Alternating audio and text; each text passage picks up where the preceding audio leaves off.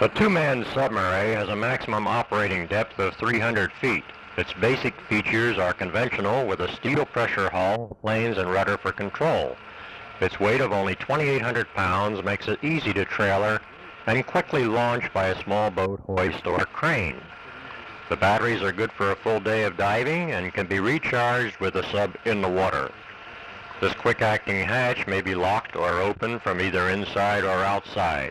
It contains a CB radio antenna, transducer for communications and tracking, an O-ring seal, and port for overhead visibility. Only the bow planes need be removed for towing. A bridle eliminates fishtailing and permits good maneuverability by the tender vessel.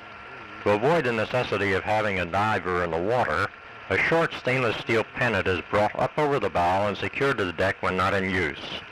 Towing at speeds of 8 or 10 knots is no problem, and hundreds of miles have been logged running at sea in all kinds of weather. These features contribute to efficient handling on the surface, a seemingly minor but essentially very important part of the operation of any small sub. During a year of trials at Catalina, over 100 dives were made and a program of periodic testing initiated. Here, two hatches of the same diameter are clamped together and lowered to a depth of 500 feet.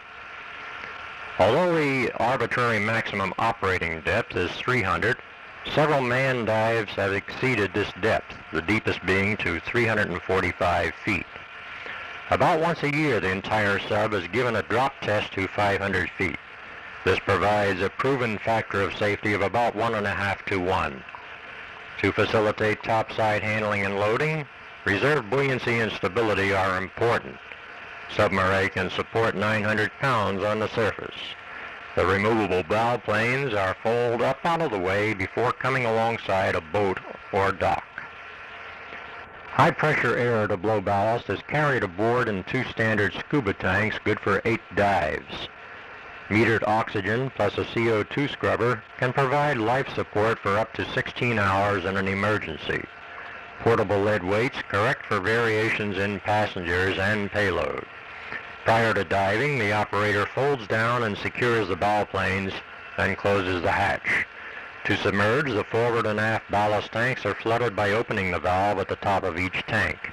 As the air bubbles out, water enters through intakes at the bottom of the tanks until they are completely flooded and Submaray slowly sinks into its natural element.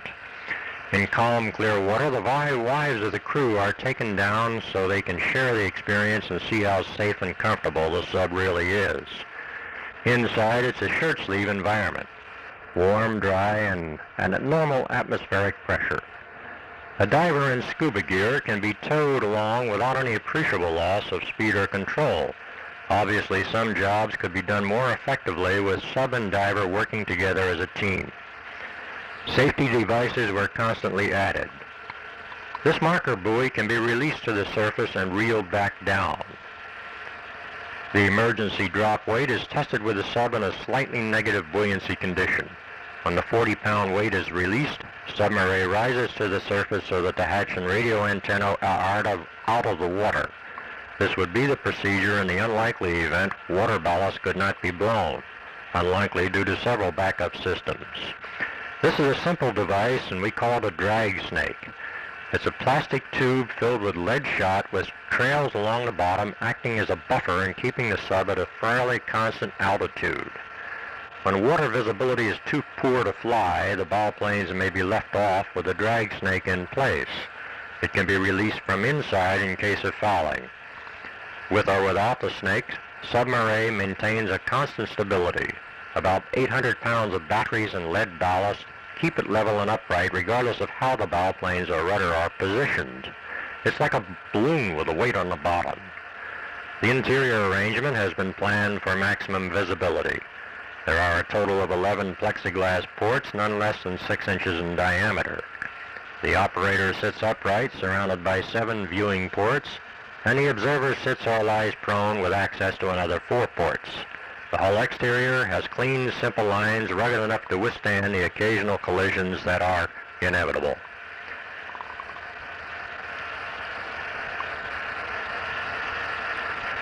These two lights, plus another one under the bow, provide illumination for maneuvering in dark water or for photography.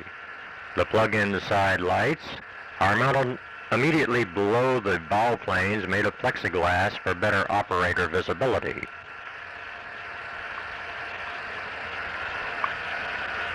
All of the viewports are equipped so a camera may be mounted either rigidly or with a pan and tilt device for both still and movie cameras. Reliable two-way voice communication between the sub and tender vessel is essential. For topside talk, small CB units are adequate, but these frequencies do not penetrate water. While submerged, a separate ultrasonic system provides good communication from any depth and up to a range of about 1 mile. This directional transducer will track Submaray while submerged with an accuracy of about 10 degrees.